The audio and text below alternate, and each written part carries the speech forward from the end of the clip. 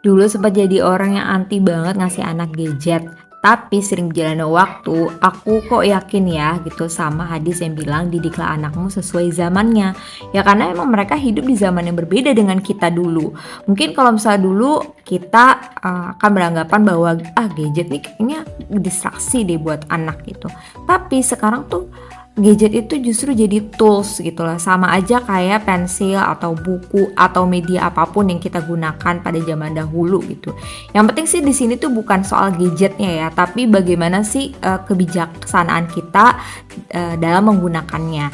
Jadi misalnya kalau kita lihat anak tuh bisa banget menggunakan gadget tuh hal-hal yang positif selama ada aturan-aturan waktunya gitu yang seimbang dengan aktivitas-aktivitas lain tentunya.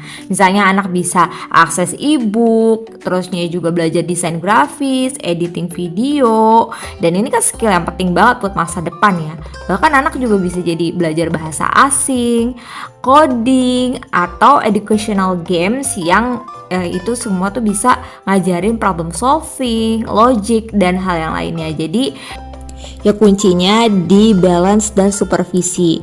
Gadget tuh boleh-boleh aja pada zaman sekarang ini ya, tapi penting juga untuk anak itu masih ada social skillnya, life skillnya, ada outdoor activity. Nah, jadi anak itu juga nantinya nggak gagap sama perkembangan zaman gitu. Yang kita bisa lakukan ya sebagai orang tua menjadi guide yang bijak nih untuk anak-anak kita.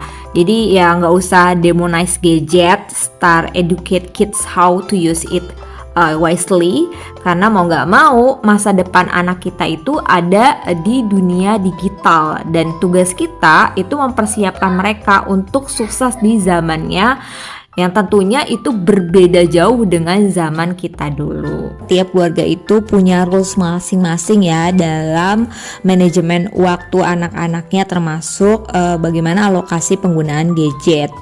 Nah, pastinya ini semua orang tua punya alasan di balik setiap aturan yang mereka tetapkan.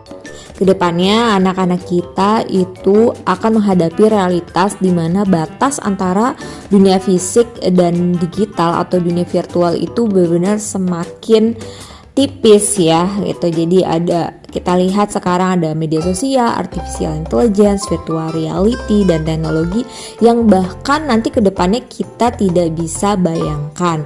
Apakah teknologi adalah alat untuk berkembang atau pelarian dari realitas mereka?